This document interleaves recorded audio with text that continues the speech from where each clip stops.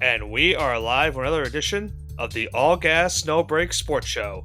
I am one of your co-hosts, Nicholas Pavona, joined alongside, as always, by my co-host Andrew Johnson. And Johnson, we have a very special show this week. This is the week of course, Christmas. So just a couple days before the Christmas holiday, we're going to have a super show here on the All Gas No Break Sports Show tonight. We're going to be breaking down the first round of the college football playoff, as well as breaking down what happened this past weekend in the NFL. Week 16 almost done as of this recording. Monday Night Football is later on tonight between the 49ers and the Colts. That will have some playoff implications depending on what happens to that outcome. But regardless, we do know some other outcomes in the NFL that did impact some clinching scenarios this past weekend. And we're going to break all of that down here, as well as the college football playoff first round tonight on the show. Yeah, I'm looking forward to the Super Show, Nick, and you can just kick it straight off. So, what are we talking about? Can't be any better than a Super Show. Yeah, I mean, let's. What are you, Cody Rhodes? What do you want to talk about? No. I'm about to leave the show. I'm about to leave. I'm about to shut this down. I want an apology Shut right it now. down. Shut it down. Hey, what's worse, that or the Secret Santa gift I gave you this week? They're both pretty bad. I don't know which is worse off the top of my They're head. both okay. That's fair enough. Anyway, we're getting off sidetrack. Let's start off with the college football playoff. Let's start off with what happened on Friday in college football with the first round of the college football playoff between Alabama and Oklahoma, their respective 9-8 matchup in this CFP tournament. And the way things were going, it looked like Alabama was about to get run out of the entire building or stadium in Norman, Oklahoma this past Friday, down 17-0 early in the second quarter. It looked like everything was done for this team, and they just rattled off 17 unanswered points before the half. They get a touchdown to make it 17-7, a field goal to make it 17-10, pick six just before the half to tie the game. And then they dominated the second half of this matchup between them and Oklahoma. Their defense finally stepped up. They really gave John Mateer some fits in that second half. Ty Simpson looked like the guy that we saw in the first half of the season as well. And the Alabama Crimson Tide move on to the second round of the college football playoff. They will take on the number one seed Indiana Hoosiers in the quarterfinal, while Oklahoma, a respectable year that they got to this point in the season, but still have a lot of question marks about their offense going into this offseason. Yeah, and if anyone wondering why Notre Dame did make the playoffs over Alabama, that's why. That's actually why, because only Alabama would have been able to come back and beat Oklahoma like that. Notre Dame was not doing that. No offense. I mean, you know me, I have no offense to it. No offense to the Notre Dame fans. But yeah, I think when it comes down to it, Bama, we talked about this weeks ago. You couldn't ridicule them for playing an extra game because of the conference championship, even though they lost badly to Georgia. You can't knock them out of the entire thing because they played the extra game. And coming down to it, they proved why they should have been in this tournament. They put up a really big statement win against a team that, if you remember, Johnson, the last 2 years they've been dominated by them, both at home and on the road. They've just had no answer for this Oklahoma Sooners defense, and they finally figured out a way to get past them this past week, and now they have a big pivotal matchup with an Indiana team that, going into the season. When you talk about this college football year, it's kind of crazy because Indiana's synonymous with being one of the worst winning percentages in all of college football. And you go with Alabama, one of the most prestigious college football teams of all time. Now they're meeting for a right to go to the semifinal of this year's college football playoff. It's just a crazy time that we're in. It's a very crazy time. And so if you're Oklahoma, what do you do from here? Got to figure out your offense. It's been a big problem for them all season. I think here's the other Can you problem. say hot seat? Venables has been on the hot seat for a while. He's not going to get fired. Obviously, you can't. I mean, you surely can't fire him now. Like it's really really late in the year to do that. Um, Yeah, it is, but I think Venables will be a guy to be on the hot seat next year. Mateer is going to come back. I believe he comes back next season too, so that does help. But you got to remember, Oklahoma started the year off really strong, and then John Mateer injured his hand, and everything pretty much went haywire for them after that happened. Like they had a bad loss to Texas, a couple close games as well, and it really just didn't seem like the Oklahoma's team that we saw in the first half of the season compared to what we saw in the second half. So I think let Mateer, rest in the offseason, let him, make sure that his hand is fully healed at the end of the day, and then go from there. Because you have to make sure he's healthy, and then Venables needs to make sure that the incoming recruiting class, as well as potentially the transfer portal, depending on what they do in there, because right now the portal is filled with a lot of big talent right now, especially at the quarterback position. So if you're having questions about your starting quarterback, maybe you look at the portal and try to bring someone in to be a competitor with him. But other than that, they got to fix the offense and see where they go from there. Yeah, and Alabama, Ty Simpson, raising that draft stock of his. Yeah, His NIL number just got a little bit larger for next year. if he Ryan wants, Williams, maybe he won't transfer now. You see those rumors. yeah, he's had such a big drop off after what we saw last season, his freshman year. And yeah, Ty Simpson, who knows? I mean, if he has a great college football playoff, he leads Alabama to a national championship, he might I mean, reconsider I also going do back. want to. I also do want to point out that he's not even 19 years old. This is his second full season of Yeah, college football. 18. He's 18. So this is the truest of true freshmen you could probably get, Yeah. or a true sophomore at this point. Excuse me. So a lot of guys are 19 coming into their freshman year of college. This guy's only 18. So like to me, he's doing just fine. He's way ahead than 99% of kids his age. Well, I think Johnson, with that, let's go into the second game. And I What know second it's game? one. Yeah, that just says it all right there. Um, Undoubtedly the closest game we had all college, all first round. And it wasn't a good thing that you're saying that because of how sloppy the offenses were in this game between Miami and Texas A&M. Bunch of missed field goals, bunch of turnovers. Defenses did play a big part in this game, don't get me wrong, but both quarterbacks really struggled to get anything going. I mentioned the win was a big factor for both the field goal kickers in this game. It felt like whoever scored the first 3 points of the game was going to get the win because that's exactly pretty much what happened to start. It was scoreless going into halftime. Miami gets the first points of the game in the third quarter on a field goal.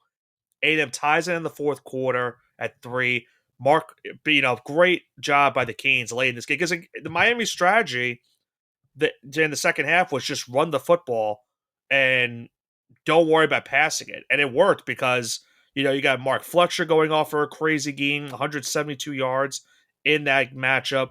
Carson Beck gets the only touchdown pass to Malachi Tony late with about a minute 40 left in the game. But credit to A&M, they fought their way back down the field, got inside the red zone, but they were not able to get the game-tying touchdown as Marcel Reed throws that late interception.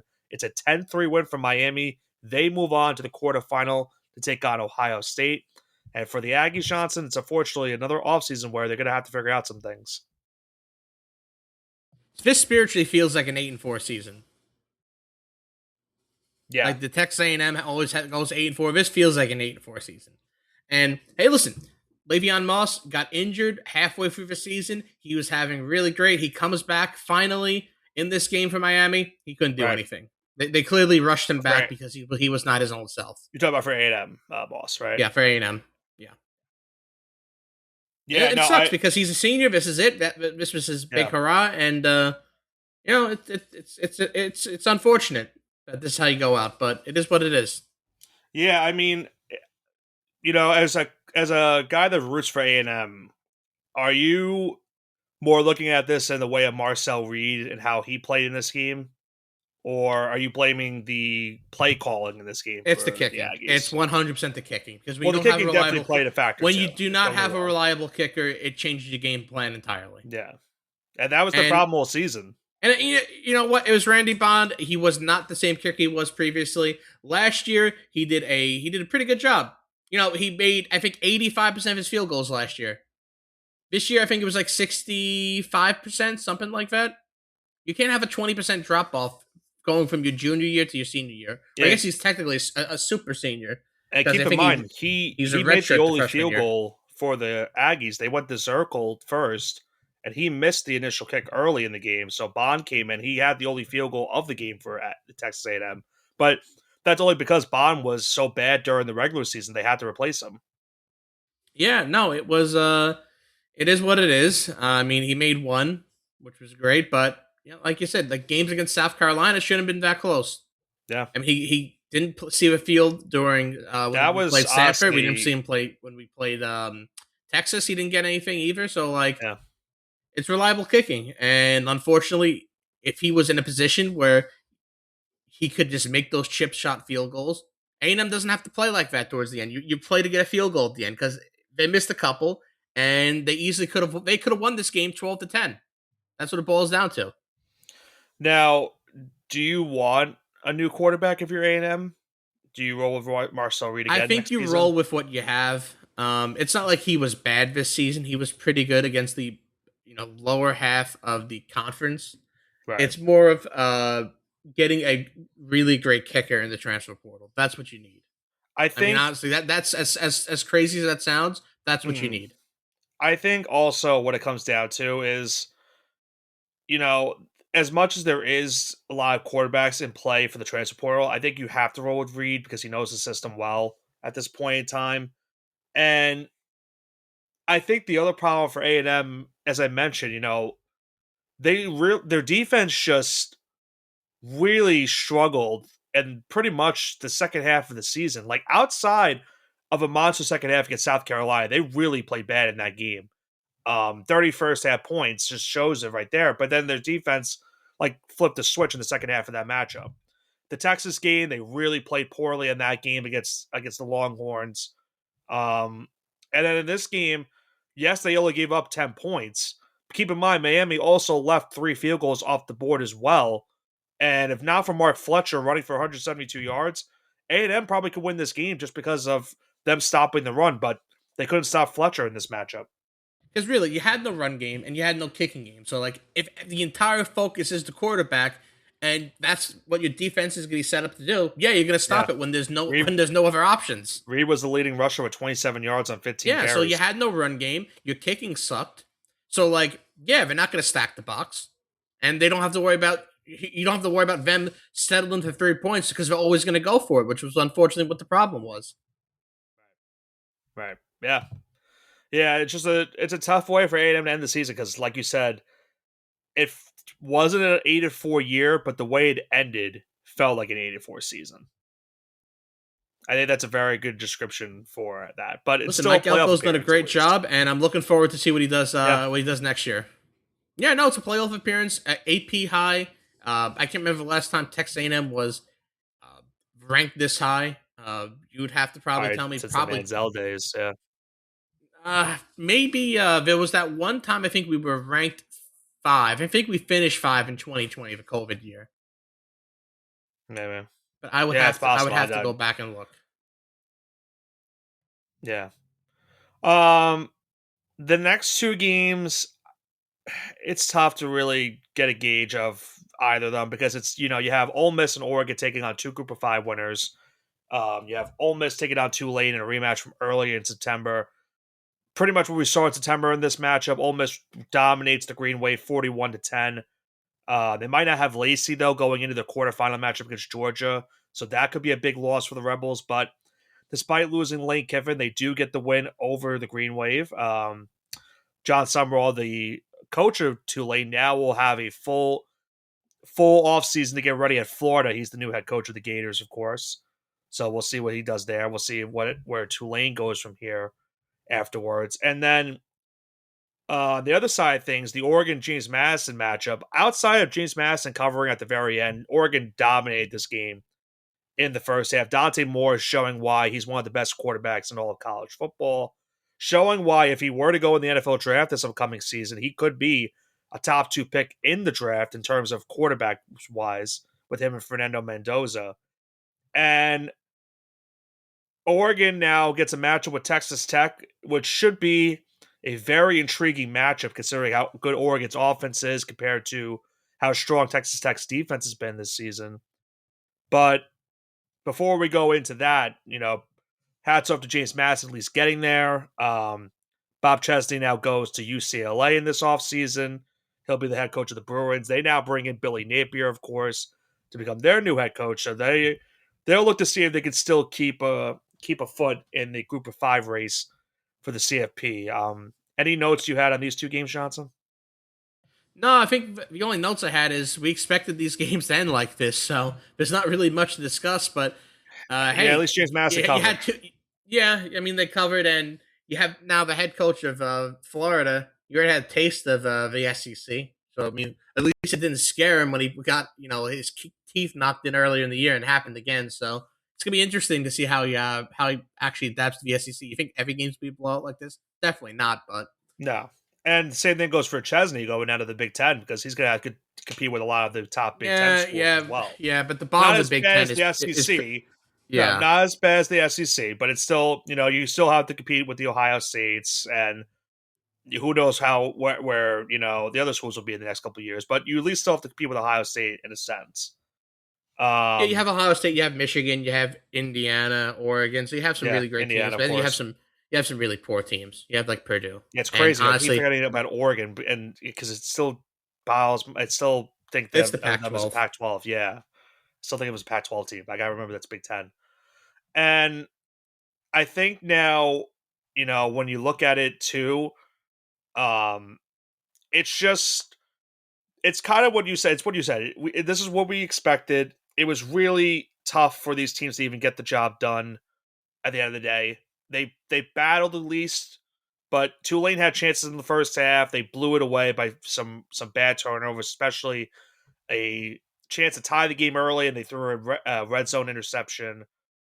James Madison just got off the wrong foot to start the game completely. They had a couple nice trick plays and just never capitalized on it. And we'll see where those two programs go. I'm sure they'll be in the conversation to be that Group of Five winner in the next coming years, depending on if this stays a 12-team format or a 16-team format. Who knows?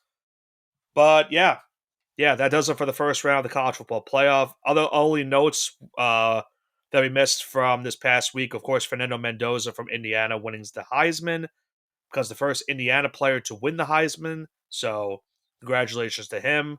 Um, but other than that, Johnson, I don't think I have any other things about college football. So if you want, we can go straight into the NFL and what happened this past week. Yeah, crazy NFL schedule, Nick. And Yeah. since it's a super show, just go straight into it. Let's talk about it. Yeah, let's start off first what happened on Thursday night. I think that is the best way to go about it because Thursday night leading to an unbelievable game. And the thing with the NFL this week is we had two games before we got to Sunday that were game of the year contenders, in my opinion, the way that it ended at least. Let's start off first with the Thursday night game that happened between Seattle and Los Angeles. Of course, the Rams winning the first meeting of the season, and there was a low scoring game that matchup earlier on. This was the complete opposite of that matchup. A high scoring affair. The Rams didn't have Devontae Adams in this matchup. It did not matter for them in this one. But keep in mind, the Rams look like they were about to dominate the Seahawks again. Darnold throws two interceptions in this matchup. They have a 30-16 lead going into the fourth quarter. It looked like everything was going the Rams' way. It looked like they were going to win this matchup, have a clear path to the NFC West title, and a clearer path to getting that one seat in the NFC entirely. But Sam Darnold and the company had different ideas. They go down the field a couple times with some big drives, big game from Kenneth Walker running, Jackson Smith and Jigba, of course, doing what he's been doing all season. And I wouldn't be remiss if I also didn't bring up what Puka Nacua did on the other side of things. 225 yards and two touchdowns. If you Wide face him receiver in fantasy one. football, if you face him in fantasy football, you probably lost this week. You more than and Matthew Stafford too. No, it's crazy. There's a fantasy football team out there that has Puka Nakua, Christian McCaffrey, and Drake May. Yeah, There's a probably. fantasy team out there. And Are congratulations on you your sure I say it's championship. you? I thought you. No, because I have Drake May and CMC in one league, and I have Okay. CMC and Drake and Puka Nakua in another I league. I really I was thought almost you were really trying to caught. pat yourself on the back. No, I was. You know what? I was one draft pick away from getting Puka Nakua in Peter's league because Yes. I was going to take him with my next pick, Yes. and then they got him right before me. I'm like, all Hey, right, speaking well, of, you got a shot to make the championship game depending on what I happens do, tonight. Good luck I to do. you in that Let's go matchup. CMC. Yeah, big game for CMC. I'm on Jonathan Taylor hate watch tonight, Johnson. I Me need him to too. score under 30 points. If he scores under 30, I move on to the championship in a different league. Good luck. So, same to you. Same to you. But going back to this matchup, this game goes to overtime after the Seahawks. First off, I'd be remiss if I forgot about that 2 point conversion that happened where Darnold throws the pass backwards. It hits off of a helmet of I believe it was a Rams player. I think Jared Verse was the player, and Zach Charbonnet sees the ball in the end zone, just picks it up because he's like, "All right, the play's over. I'm just going to pick up the ball, give it to the referee." The referees look at the play and they're like, "Wait, is this a backwards pass? Because that ball then technically is live." They look after it, and indeed that was the case. They call the play a 2 point conversion. So Zach Charbonnet, just by picking the ball up, is awarded a 2 point conversion on the play. So that was crazy enough as it was. Then the game goes into overtime. The Rams score an OT to take the lead. And then you think, okay, all the Rams need to do is get a stop. They win this game and they have full control. Seahawks, again, just battling their way. They get down the field. They get the game tying touchdown in OT. And then, Johnson, they have the infamous decision. Do you go for the extra point? Because keep in mind, the Rams would have had like 4 minutes to go. All they would need is a field goal to win the game. Or do you go for the win and risk the possibility of losing this game? Seattle decides, let's go for it. It's a 2 point conversion pass from Darnold to tight end Eric Saubert. They win the game 38-37 in overtime. The Seahawks now, an incredible season for Sam Darnold and company. They now have the best record in the NFC, have the inside track to winning not only the NFC West, but of course, getting home field advantage throughout the entire postseason. It's been a great year for that Seattle Seahawks team. Yeah, great year indeed. And you know what's crazy, Nick? If that happened, if that play happened in the Super Bowl, would they let that? Would they call it the same way? That's my question to you. It was just the weirdest play. Because I never, and to me, I don't think that personally. I didn't think that was a backwards pass. So Looking that's at what I'm it, saying. It's ambiguous at best, yeah, and I feel like if it was the Super Bowl, they would have not ruled it that way. If that's the case, probably not. you do And I not think, rule it like and that. especially with the magnitude of this game, because as I mentioned, the winner of this game is more than likely going to get home field advantage. The only team I think that Yeah, has the other track to get it is probably San Francisco. Chicago's in there too, but they probably won't get it just because they have a couple of tough games left. But San Francisco too also has an inside track to get it. So this matters a lot for these teams because now the Rams, they've got to hope the Seahawks lose a game and they have to win. And I don't know if they even have the tiebreaker if that were the case. But now the Rams, they go from having home field advantage to now having to play potentially a wild card game where they probably have to go to Carolina.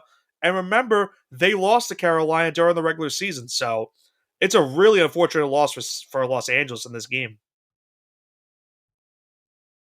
really unfortunate, and this could be the difference between them making the Super Bowl and not making the Super Bowl because that home field advantage. It's going to be really interesting in the next 2 weeks. Yeah.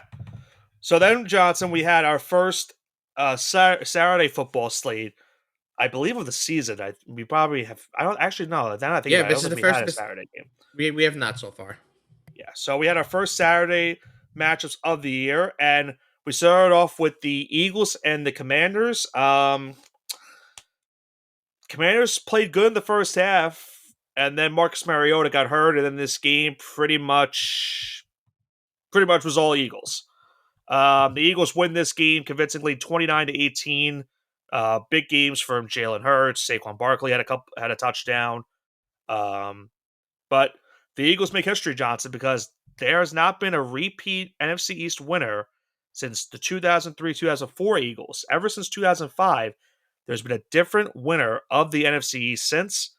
And for the first time in 20 years, it's the Eagles that repeat as NFC East champions. They are going back to the playoffs this year and trying to repeat as Super Bowl champs. Yeah, and the NFC East was pretty weak. I mean, no offense, Nick, the Giants couldn't do anything. The Very Commanders, weak they this year. certainly couldn't do anything, and the Cowboys Oh no, we were suck. mediocre at best. So, like, very weak NFCs, which Yeah, usually is a 2-man, sometimes a 3-man race. So the Eagles just kind of waltz right into it. yeah, yeah, yeah, and despite that midpoint of the season where they were really struggling, and people were thinking maybe do the Cowboys have that inside track because they're starting to heat up. That was probably the only time I think anyone even remotely thought that maybe this is troubling for the Eagles. You're right. The Commanders, started off really bad because their defense was playing horrible, and also they lose Jaden Daniels during the season. They get him back, and then he gets hurt again. The Giants had hope at one point during the year. Then Scadaboo gets hurt. Neighbors got hurt earlier on in the year as well. Dart's been in the concussion protocol pretty much the entirety of the season, and they're on the inside track right now to get the number one overall pick. I say more about that? And yeah, the Cowboys, I think we knew they were in trouble once they traded Micah Parsons. Once that trade happened, we knew their defense wasn't going to be the same. It's been really bad this season. And yeah, the Eagles pretty much just waltzed their way into the playoffs, winning the AFC East. Now, it's not the same team we saw last year that won the division and made it to the Super Bowl and won it, but it will be interesting to see exactly where they finish in the playoff standings because I believe right now they would be the 3 seed, of course, because they are the division winner, and the Bears have the inside track over them as well because they beat them earlier on in the season. So it looks like to me they're going to probably be the 3 seed. And I believe right now, if things stand the way it stands, it's going to be them and the Niners in the first round, but it also could be them against the Rams. So they're going to be probably playing one of the NFC West teams regardless in the first round. It could be Seattle too. Yeah, Also, now it's that going I to be think about it, really it could interesting be any too. of them. Yeah, It's it's good. you know what? Regardless, it's going to be one of those I three. don't think you may want the 2 seed if you're in the NFC. You definitely want the 1 seed if you're in the AFC. But depending on how these teams end the year, you might want Considering the it's two going to seed. be considering it's going to be either the Packers who are banged up right now or the Lions who have been really up and down this season. Yeah, I think the 2 seed is the sweet spot right now in the NFC Yeah, it's kind of crazy to say that. because you don't want to play. Because if you're the Eagles, you don't really want to play any of those 3 teams. I think the only team that you want to play of those three, probably San Francisco because of their defense injuries, but their offense is good enough to win. And the Rams and Seahawks are just a good combination of both offense and defense. So like you really don't want to play either of them in the first round. So yeah, if you're the Eagles or the Panthers at the current moment, which we'll get into it in a little bit, yeah, you really want to. I mean, the Panthers have no shot at getting the 2 seed regardless. So if you're the Eagles, you need the Bears to lose your next 2 games, and then you need. I think the Rams still have to lose, or I guess. Oh no, I'm wrong. I'm wrong. The Bears would have to lose their next 2. They would have to win their next 2, and then they would get the number 2 seed. So it's still there for the Eagles, but tough game against Buffalo coming for them this week. So if they want to get it, they got to go on the road into Orchard Park to get the job done. And that could be the last game at Orchard Park in its history, I believe. I don't think they play week 17 at home. They do I not. would have to double. They do not. They do Are they not. in Miami, are they? Final week? I believe they are actually. Wait, hold on. Maybe they do host the No. last next They're two. home Hold against the on. Jets. They're home against the Jets. Home against the Jets. Okay, I was about to say no. They had to go to Miami for one game.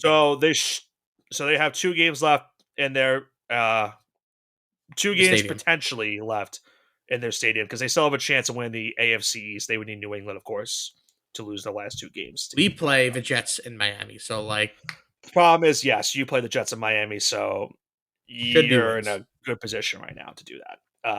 Yeah, but yeah, Eagles. It's pretty much like I said, pretty much straightforward. They get the job done with ease this season, even though they had a little bit of a mishap during the second half of the season. But they're in the playoffs again, so we'll see what happens. But then, Johnson, let's go into the final game of Saturday, which was a whirlwind of a game between Green Bay and Chicago. Packers early on, they're dominating on both fronts. Both teams got in the red zone early in the game. They both went for a fourth down. Both did not convert. So the game was scoreless after one. The Packers would get 2 field goals in the second quarter, but midway in that second quarter, they lose their starting quarterback, Jordan Love, to a concussion. He got ruled out immediately going into halftime. So they don't have Jordan Love for the rest of the game. It's going to be Malik Willis, who we've seen a couple times this season, and of course last season, He's as been their all right. starting quarterback. He's been fine, yeah. In short time, he's been fine for them. And got a touchdown pass in the third quarter to put them up 13-3. It looked like the Packers were gonna still get an opportunity to own the Bears after these last whatever 20 plus years it's been.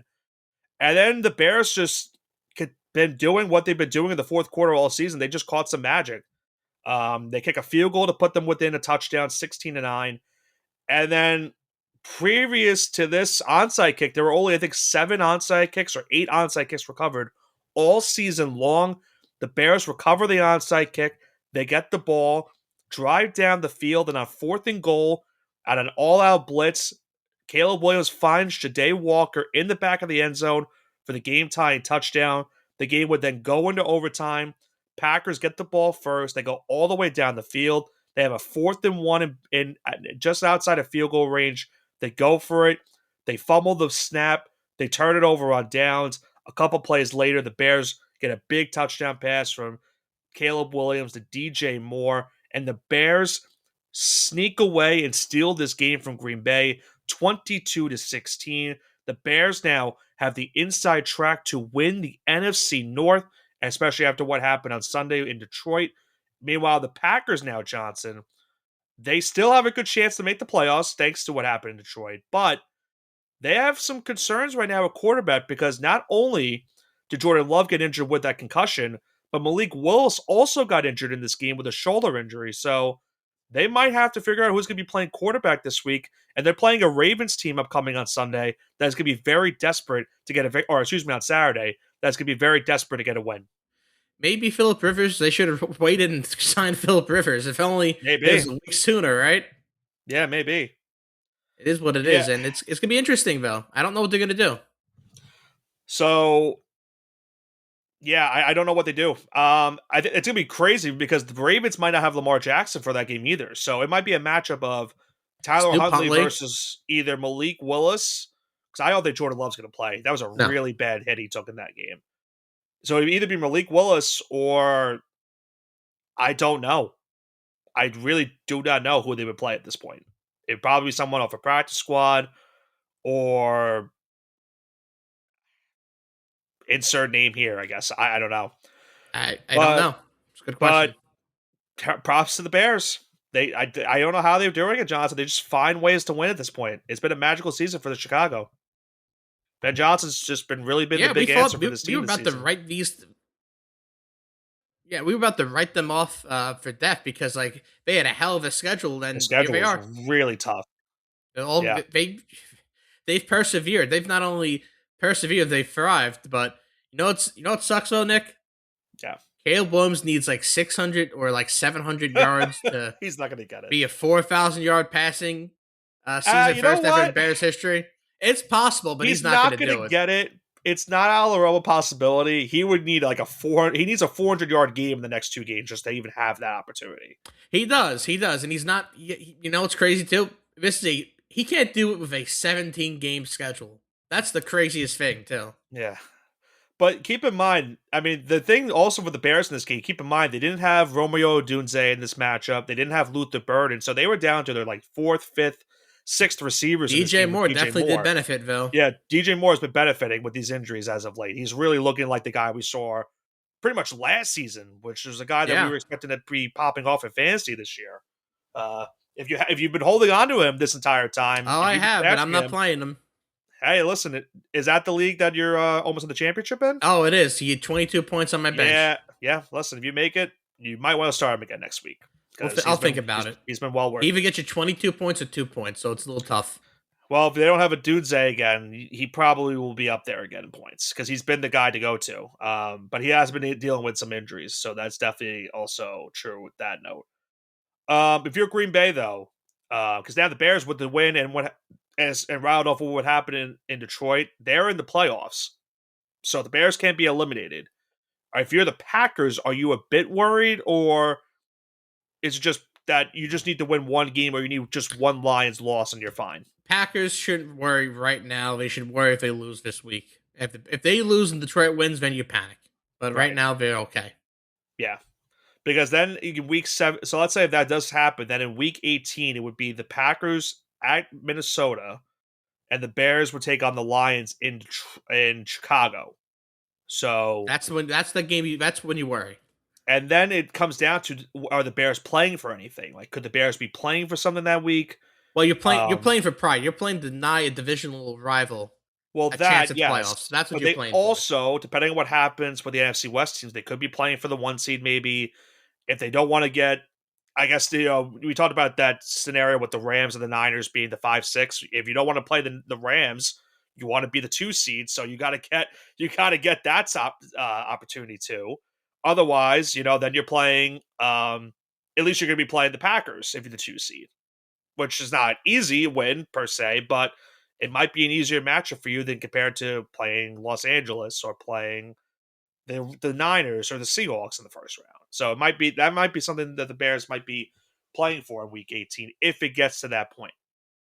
But yeah, yeah, crazy game on Saturday, and just to think that that game on Saturday led us into what happened on Sunday. And let's start off with the NFC West, or NFC West, the NFC South now has a new leader in the division. It's the Carolina Panthers. They knock off the Buccaneers 23-20. Johnson, they now control their own destiny in the NFC South with the victory. They're up a full game in the division. Tampa Bay has been reeling as of late. They are in big trouble. Yeah, it's really a shame. I don't know what you do for here if you're Baker Mayfield. Todd Bowles has been a collapse of epic proportions, and uh, I think The regardless of if seat they win is, out this season, if they make the playoffs, the seat is not hot anymore. The seat is gone. I don't care if he makes the. He he's got to could get win fired He regardless. needs to win the Super Bowl for him not to get Yeah, fired. he's got He's to in the go. Tibbs He's got to situation go. from last year. Like how Tibbs, we knew the writing was on the wall. Like Tibbs could have won the finals. That's the only thing that could have saved his job. That's the Todd Bowles situation right now. He And needs to now keep in win the mind, Super Bowl for him to stay. the Panthers can clinch the division this weekend if they are able to beat Seattle and the Bucks lose at Miami. Then Carolina clinches the division. There won't be any significance to what happens in Week 18 for those two teams. If they both win or both lose, then the Week 18 matchup will be a win and in scenario. If you're Tampa Bay, you're obviously hoping you win in Miami, and then you need Carolina to lose. Then you're both tied at least at 8-8 going into Week 18. Winner goes into the playoffs in that matchup. But yeah, the Buccaneers have just been faltering. They have lost now 6 of their last 7 games, and their last 3 losses have all been to division opponents: New Orleans, Atlanta, and Carolina in consecutive order.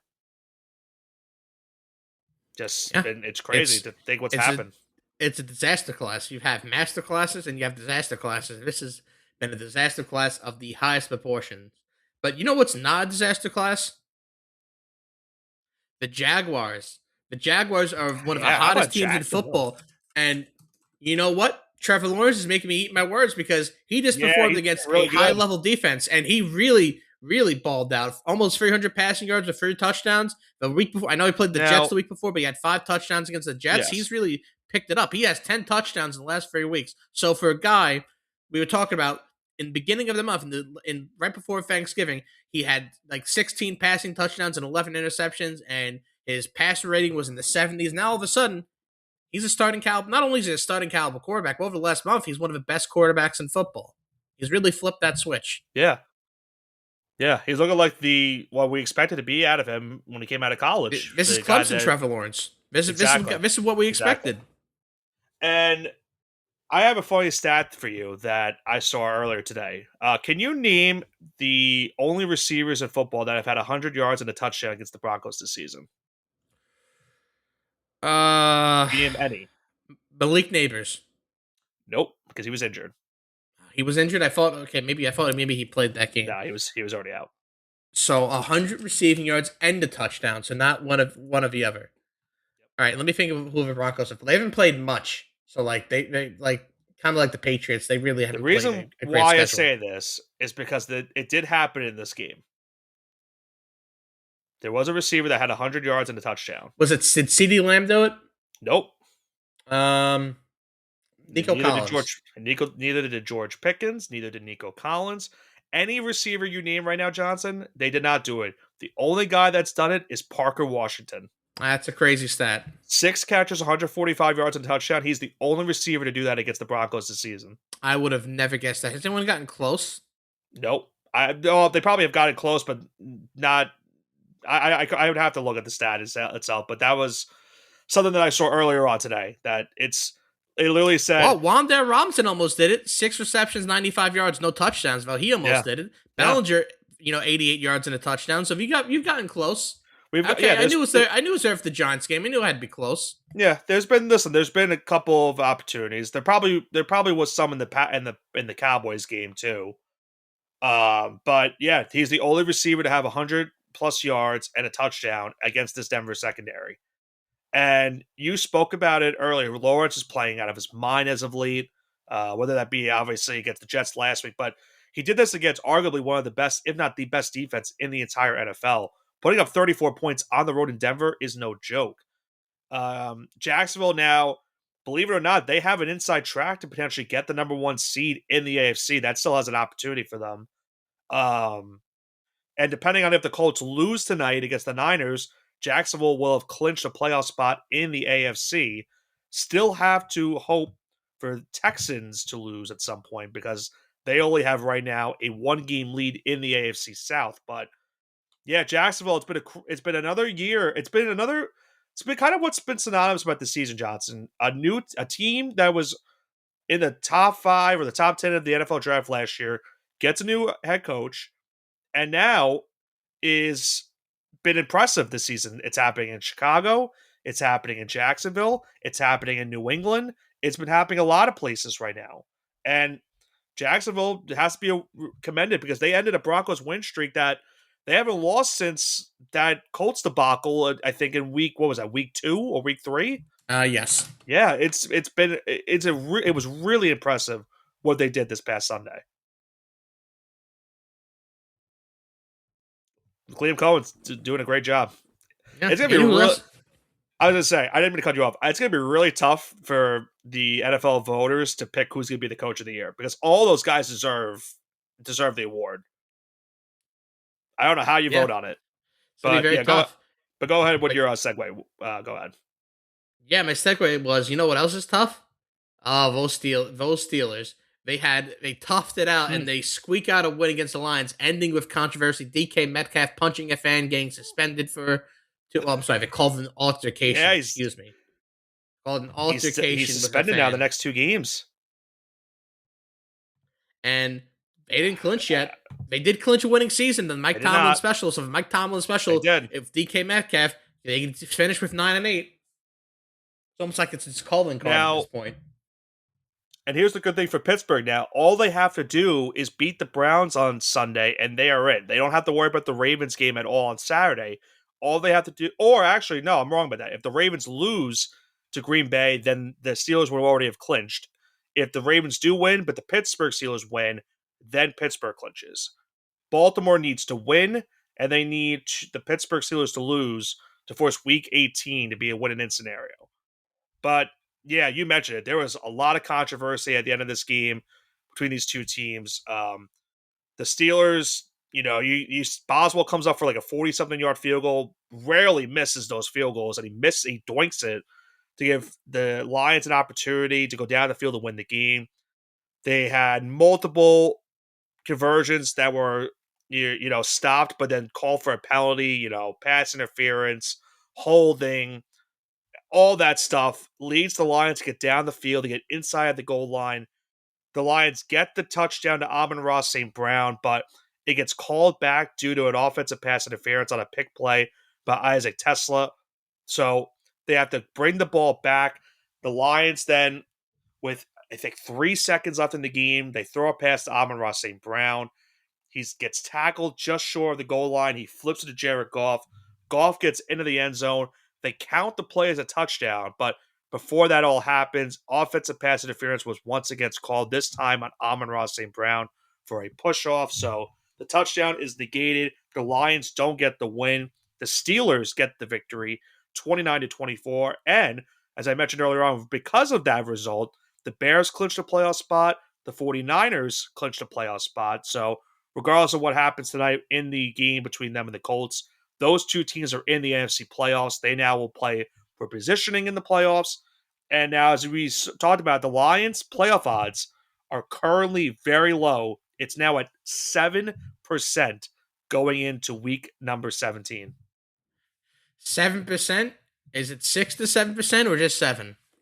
I know what you're trying to do. It's 7. Ah, it's 7. Okay, just asking.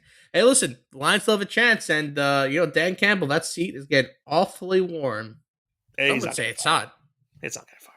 He's not getting fired. If they miss the playoffs this year, he's definitely He's on the not hot getting seat, fired. though. He's on the hot For seat. next year, maybe. Next year, maybe. I'll give you next year. He won't get fired this Yeah, year. so that means he goes on the hot seat. Yeah, no, you're right. You're right. I agree with that.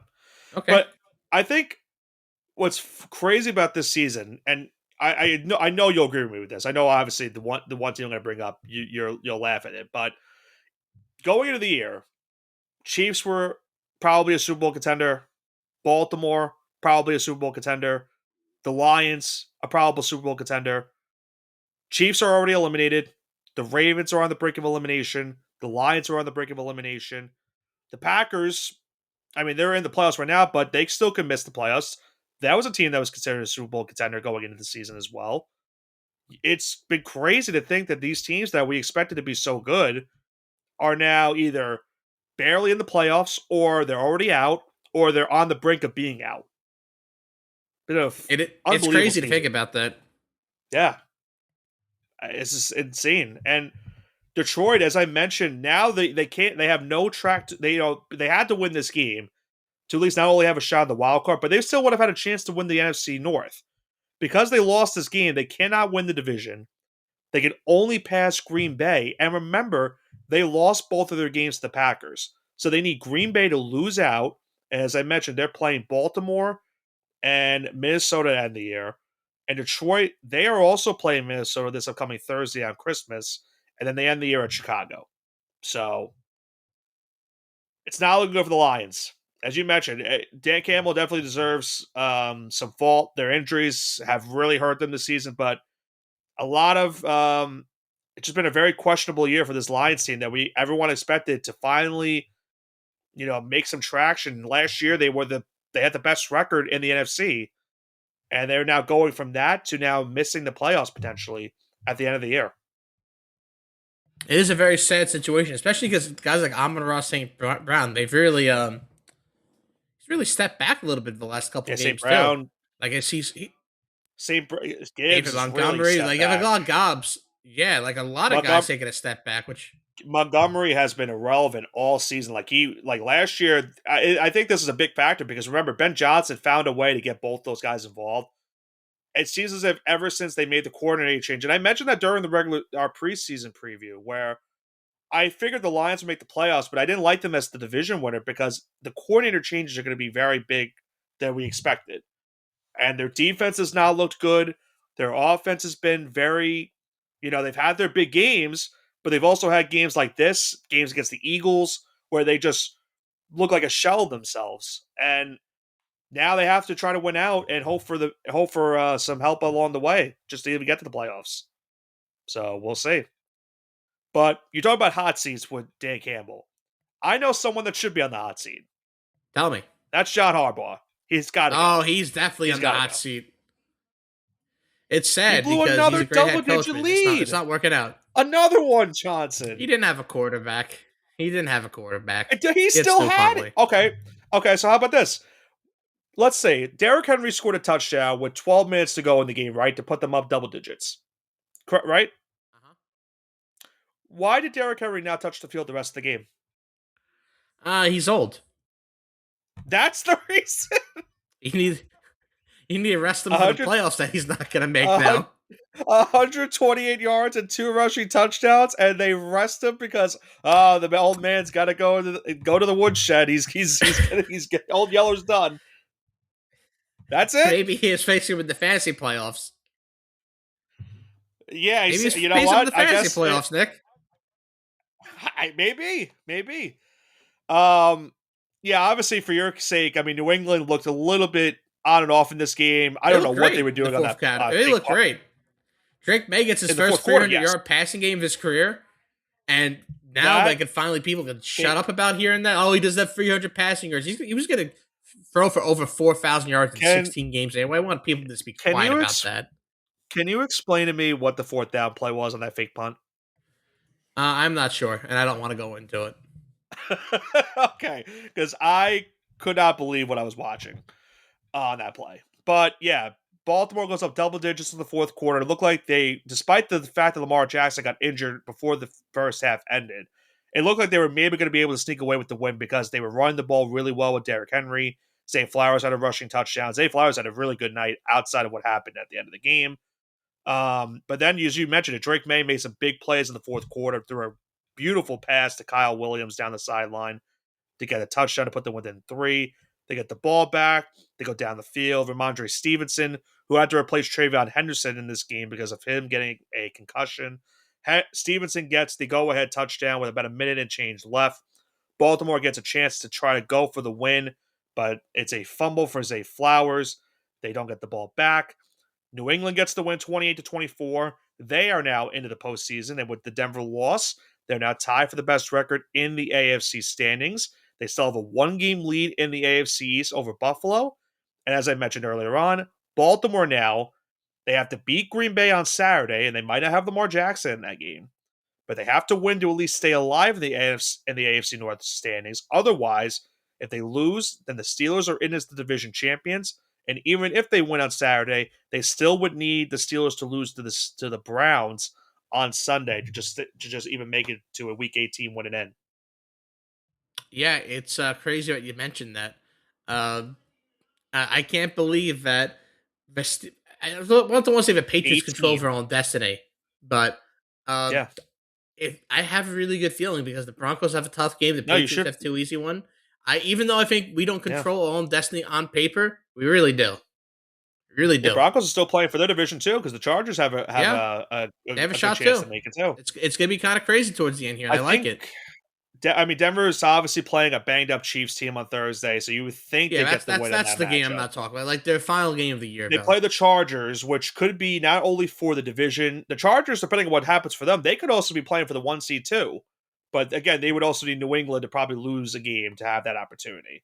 And considering you're playing now Quinn Ewers and Brady Cook more than likely, yeah, it's it seems like a wrap. It seems like a wrap for the division.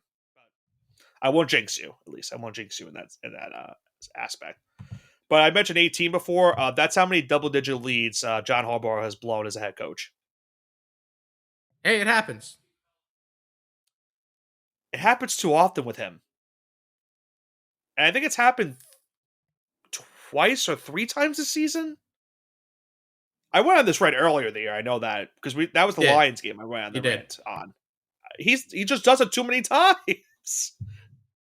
I can't understand it. Like, how does he keep getting away with this? They want Tomlin fired in Pittsburgh for other stupid crap. Why aren't we getting the same recognition for John Harbaugh? Like, why does he not get the same treatment? He's got to go. He has to go.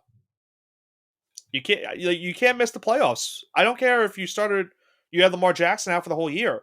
You got Lamar back, and you had the games right there in front of you to win. You had the Steelers game, you lost it. You had this game, you lost it. They can't win. It's not working. It's something that's got to change with this team. He's got to go. They would love Mike McDonald again from Seattle, the defensive coordinator a couple years ago, because their defense has looked horrible since, and he's got the Seahawks with the best record in the NFC right now. So they would love to have him back, but no, yeah, no, he's got to go. I'm done with my rant.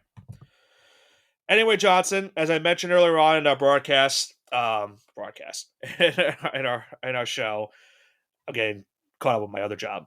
Um, it is Monday of this recording, so we do now know the result of Monday Night Football. That still could play a big factor as to what happens in the AFC standings, as well as the NFC standings, in a sense for San Francisco. But if the Colts lose tonight, then the Texans, Jags, and Bills all will clinch a playoff spot with that happening. So they're all hoping for a San Francisco win so that they don't have to worry about another week trying to clinch a playoff spot next week.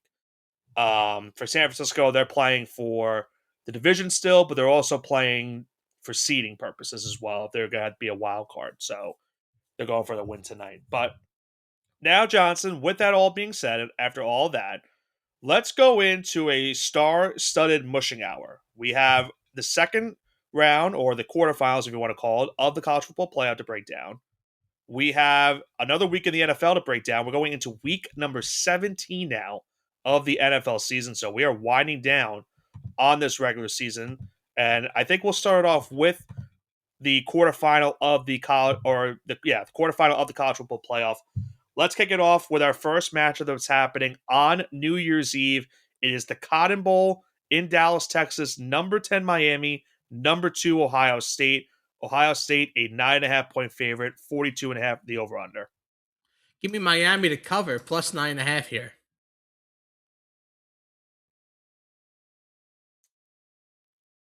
I'm gonna go.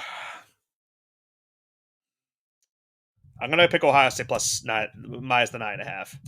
Okay. I think I just don't know. I just don't know if I trust Miami. I don't know if that was more A&M just struggling against that defense, or Miami's defense is good. I really don't have a gauge because Miami could say they have a good defense all they want, but outside of them playing Notre Dame in the regular season, they really did not play a high mark team during the regular season. So that A&M and the Notre Dame game were the only two big offenses they played all year. And the way Ohio State lost the Big Ten championship, you got to think they're going to want to score points in this game.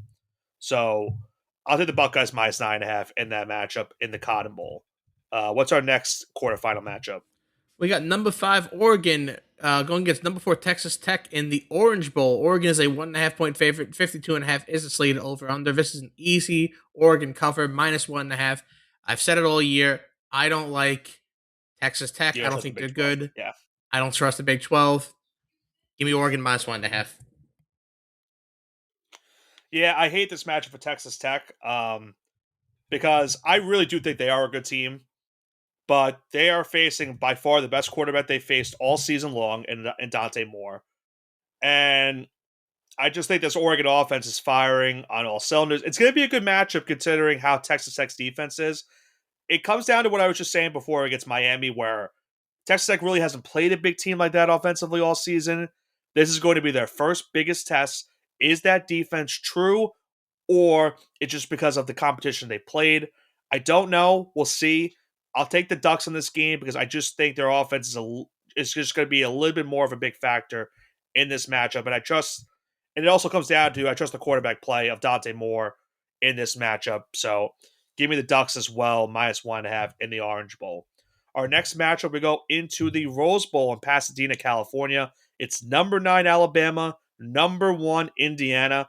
If you had told me 2 years ago, Johnson, this was the spread of an Alabama-Indiana game, I would have called you crazy.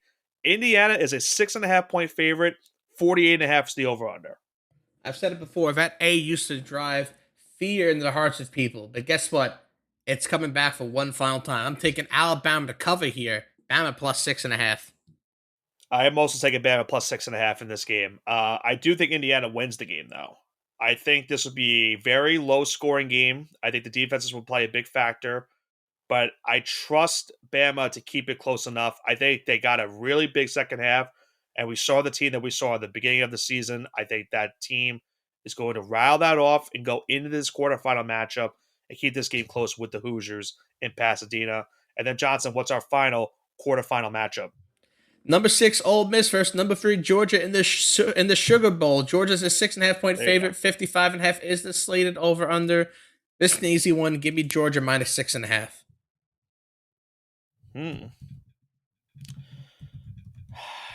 I mean, this is another rematch we had to remember in the regular season. Georgia was down double digits in that game. They rallied in that matchup to get the job done and win in the fourth quarter. I think this is going to be a high-scoring game. I'm going to take the overs in this matchup. I don't really know if Ole Miss can cover the 6.5. I'm kind of, on and off of picking the spread in this game, so I'll just take the over. I think there'll be a lot of points scored to round off what should be a very, very strong quarterfinal of the college football playoff. But now, Johnson, let's go in to the NFL slate for this upcoming weekend. It's week number 17, and it all starts on Thursday. We have 3 Christmas Day games. What's our first game? We got Cowboys at Commanders. Oh man, how fun does that sound? Oh my Cowboys god. Commanders for Christmas. Listen. This is my rant now. You had your rant. This is my rant. Okay. The NFL, you had Thanksgiving football. It was good. You didn't have to be greedy. Now you got greedy with I agree. Christmas, and you Yeah, have a I agree bunch with of Trent. stinkers for games that no one cares about. I do not care unless you're a fan of these teams. And if you could be those jackasses in the stadium that are gonna spend your Christmas watching your team get blown up by 40, then whatever. For a meaningless game. No one cares about these games, and you backed yourself into the corner because you got jealous of NBA Christmas. And yeah, you might do better in the ratings, but the actual on-court product or on-field product, it's not even be comparable this year. So, with all that being said, now give me Cowboys minus 5.5 in this game. But the NFL got way too greedy with the Christmas Day games. I would have been fine if they did maybe like one. Like I think one game, maybe a night game, right, where the NBA It could be fine. has It could be fine. Yeah, the NBA does a whole day slate, right? So like they have a night game later 12 on to in the day. 10. Right. So I think one Christmas Day game for the NFL is fine. I think they did 2 last year, but you're right. They're getting greedy with it because they saw the ratings of last year. They said, "Oh man, it looks really good. We should add a third game to it," and that's what they did. They're doing a afternoon game. They're doing they're doing a midday game, so like around like 4 o'clock, and then they rounded off with the 8 o'clock game. So, and as you mentioned, you're going to have a backup quarterback for the Commanders and Marcus Mariota, who's had a respectable year playing for JD Daniels, but I'm taking the Cowboys minus 5.5 in the over. As I always have been saying all season, if you give me an over for the Cowboys game, I'm going to take the over, and I'm going to take the 5.5 too. The Cowboys are the better team on paper. They haven't been great all season, but they are the better team over the Commanders. So give me Cowboys minus 5 and the over. Our next game on Christmas, we have the Detroit Lions, who need to win to save their season. They go on the road to Minnesota to take on the Minnesota Vikings. Lions, 5.5 point favorite. 45.5 is the over-under. Johnson, we don't know the stats of J.J. McCarthy for this game because he got injured on Sunday against the Giants. Well, So, is 9 okay? well, I'm sorry. Let me rephrase by saying 9 got injured on Sunday Oh, so against the JJ might Giants. play. So J.J. could play, but either way, we don't know if 9 is going to play this upcoming Thursday. A short week against Detroit, who, as I mentioned, is a must-win. So who do you got? Give me Lions minus 5.5 here. This is a must win for them. Yeah, Vikings are playing for a draft pick at this point. the Vikings. I mean, if they have what is it, Broswell is his name? If they have him playing, they're going to get destroyed in this game. He is really bad. If you want any evidence, just look what happened when he started against the Seahawks. Um, I got the Lions minus 5.5. You said it. They need to win desperately to save their season. I think they get the job done, and they get revenge as well from losing earlier on in the year to this same Vikings team. And then Johnson, how about the last game on Christmas Day? Why don't you break it down for us? Yeah, it was the night before Christmas, and all throughout the house, not a Oh, I like creature it. was stirring. Not a creature was stirring. Not even a mouse. And Mm-hmm. not certainly not any Chiefs fans. Not only lost their quarterback, but they lost their stadium and their And football team now there too. you go. Yep, you perfect. I'm glad you said it because yeah, the Chiefs are going to be moving from Missouri to Kansas soon. They It's like going filed the from New paperwork. York to They're New done. Jersey. It's like moving from like Yeah, yeah. Where MetLife is to like the Upper West Side of Manhattan. If that ever happened, like it's Arrowhead's not that been big. It's just funnier. Arrowhead just been around so long. They were due for an upgrade at some point. AK, not enough corporate suites. That's what it means by that. But anyways, But yeah, anyway. Broncos at Chiefs on Christmas Day. Broncos are 13 point favorite on the road, over under at 37.5. That is Oh god. 37.5 with minus 13. They really Yeah. think this game's going to be like 24-0 Broncos. That's It, what they think this game is going to be. So yeah. that being said, I'm taking Broncos minus 13. Yeah. Well, we also forgot to mention that Gardner Minshew, who was replacing Patrick Mahomes from his torn ACL, also tore his ACL this past Sunday against the Titans. And the Chiefs actually lost that game to the Titans, too. We are living in a world where, yes, if you told me at the beginning of the year the Chiefs would lose to the Tennessee Titans, who went into that game with 2 wins, I would have called you crazy. I even thought that they last week on the show that the Chiefs would win that game still. Not a chance in hell. They got absolutely destroyed by Tennessee in that matchup. And now they're on their third straight quarterback, Chris Aludicon.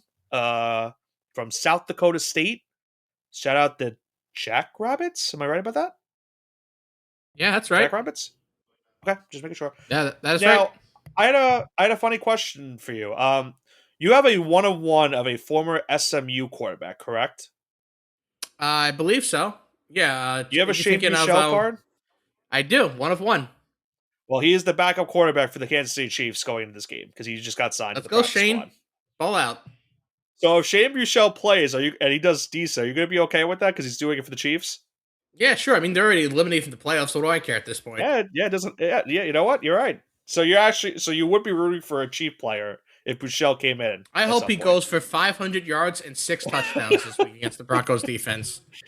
If he plays, I don't know if they will. They're probably going to play a Ludicrous if I had to guess, but he might play the end of the season. He might end the year at least. Um, yeah, I don't know. 13. When I saw when we had the spread for the Rivers game against Seattle, I said it then. I was like, this is a lot of points. I have to take the Colts. I just can't do that many. When you're on a third string, no name that I've never heard of, you just lost to one of the worst teams in the league by 17 points. I'll take the Broncos minus 13 in this game. And I'll just keep it at that. I thought about taking the over too, but I have no good notion to take the over. I don't care what the number is for that game. So I'll leave it at that. Broncos minus 13. That rounds out our Christmas slate. Now we have another big couple games on Saturday this upcoming weekend. It starts with the Texans at the Chargers, a playoff rematch from last year's postseason. It is the Chargers minus 2.5, over under 39.5. Chargers minus 2.5. Don't overthink it. They're going to win this game. I might be a Chargers hater at this point because I picked the Cowboys last week against them. I'm just going to take the Texans plus 2.5. And it's strictly because I'm worried about Justin Herbert facing this pass rush of the Texans. He struggled against them last year in the postseason. I don't know how it's going to go this time around. But the Chargers have to be given credit. They've been playing some great football as of late. And I forgot to note also from earlier, if the Colts lose, they also clinch a playoff spot. So the Chargers would also be in if the Colts lose tonight. So Chargers have a chance to be in the playoffs going into this matchup. I think the Texans do cover the game 2.5 in that one to try to keep their hopes alive in the AFC South. Then, Johnson, what's our other Saturday game? We got a great game on Saturday here, Nick. You want to hear all about it? We got Ravens at Packers. It's a fantastic game in prime time. Again, good job, Roger. Packers are a 2.5 point favorite at home, and the over under slate at 40.5. Give me Packers to cover and win this game. Packers minus 2.5. This was my Super Bowl matchup going into the season. And it is a Super Bowl matchup right now. You're doing great. Yeah, it's doing. I swear, whoever I pick, the last 2 years I've picked the Super Bowl, the starting quarterback of one team has gotten injured at some point, and now both of these teams have their quarterback injured. Yeah, like I said earlier, it might be Tyler Huntley versus Malik Willis or whoever the backup is, the third string, or it might be Lamar. We don't know what the status is of any of these quarterbacks going in this game, so it's really tough to pick this game on Monday, considering this week's not over. The game's on Saturday. We don't know the health status of the quarterbacks. With that being said, I think the only play I can do and just wait and see on it, I'm just gonna take the over. I'll just hope that maybe the quarterbacks will play and we'll get points on Saturday. So give me the over of this game, but like I said, Baltimore needs to win. If they want to save their season, they have to win this game to at least force another week and get and round that off with a Pittsburgh loss to Cleveland. The Packers, with a win in this game, they clinch a playoff spot over Detroit in the wild card. So, chance for one of these two teams to keep their seasons alive. Then, Johnson, we go into the Sunday slate. We start off in Indianapolis, where the Jaguars go on the road to take on the Colts. Jaguars, a 6.5 point favorite, over under 46.5. Give me Jags minus 6.5. Let's not overthink it. They need to stop disrespecting my boy, Phillip Rivers. Colts plus 6.5. Hey, listen, he's going to do great, but I still think that the Jags will cover here. So, yeah. And you and I are on the opposite side of that game tonight. I think you had Niners minus 6.5. I have Colts plus 6.5 in that game. So we'll be on the opposite side again. Hey, listen, I hope, no offense, Nick, but I hope the Niners are up by so much they stop running the ball, and I'm sure you hope that too. So I do no too, because then offense. they won't run the ball with Jonathan Taylor. Yeah, that's what I'm hoping for. There is no offense taken. We are both in the same notion that we need Jonathan Taylor to not have a good game, and I could care less what happens on the Niners side. If George Kittle wants to do something, sure. For your sake, hopefully McCaffrey does something. Yeah, sure. I'm all for it. I'll take Colts plus 6.5 in that game. What's our next game? We've got a big game here. Seahawks at Panthers. Despite being on the road, the Seahawks are a 7.5 point favorite. I can't believe I'm saying that. Over under 42.5. Panthers plus 7.5. That feels kind of disrespectful after the last couple weeks they've had. The Panthers, I think, are one of those teams that just plays better at home than on the road, it looks like. Outside of that Buffalo game, of course, that seems to be the notion for this Panthers team all season. Now, I really want to take them, and you probably see on the sheet I put Panthers plus 7.5. I think now I'm going to switch it to Seahawks minus 7.5, and I think the only reason I want to do that is because the Seahawks are running the ball a lot better as of late. You have Charbonnet and Kenneth Walker. JSN, I really don't know. I know JC Horn's going to have to be on lockdown duty to stop JSN in this game. But the Panthers will have to deal with a really tough defense. The Seattle defense has been great all season. The Panthers have been running the ball pretty well all year with Rico Dowdle and Chuba Hubbard. But can they run against this tough Seahawks defense? I'm not sure. I truthfully think that what's going to happen is that the Panthers lose this game. Tampa wins in Miami. Week 18 is a battle of two 8-8 teams to see who gets into the playoffs. So give me All Seattle right. my 7.5 in this matchup. Next game, a big matchup in Orchard Park. We have the Eagles going on the road to take on the Buffalo Bills.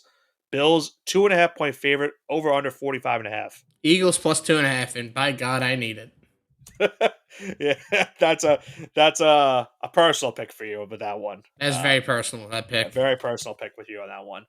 Um, I'll go Bills. I might as well. Give me Buffalo minus 2.5. Josh Allen did have an injury scare against Cleveland yesterday, but he'll be good to go in this game. I'll take the over also for this matchup. I think there's going to be a lot of points scored between these two teams. So 45.5, I feel very comfortable with both these teams getting over that number. So Bills minus 2.5 and the over in Buffalo this week. And then Johnson, what do we have on Sunday Night Football? Bears at 49ers. The 49ers are at home at 2.5 point favorite, and the over-unders at 50.5. Give me the 49ers to win and cover. Give me 2.5. Call me crazy. I'll go with the Bears plus 2.5. They were one of my teams I picked at the beginning of the season to be a playoff team. I feel very good to have gotten that pick right because some of my other picks have really been wrong this season. But I'll go with them, and it's strictly because I trust their defense more than the Niners because the Niners are still very banged up. They've been struggling against the run this season, so I expect Monungai and Swift to have a big game in this one. And Brock Purdy has been prone to throwing interceptions, and against a team that has been synonymous with forcing turnovers this season, I think the Bears force him to make some mistakes in this game. So give me Chicago plus 2.5 on Sunday Night Football. And then on Monday Night Football, Rams and the Falcons. It's Rams minus 6.5, over under 49. Give me Falcons You plus just 8.5 here. Oh, is that 8.5? I said 6.5. I Eight apologize. and a half, 8.5. Correction. Rams minus 8.5. Apologies for that. That's how my eyesight's going. Um, Rams minus 8.5. I I have tried in weeks past to get the Falcons some credit, and they always let me down. They got Drake London back, Whippy.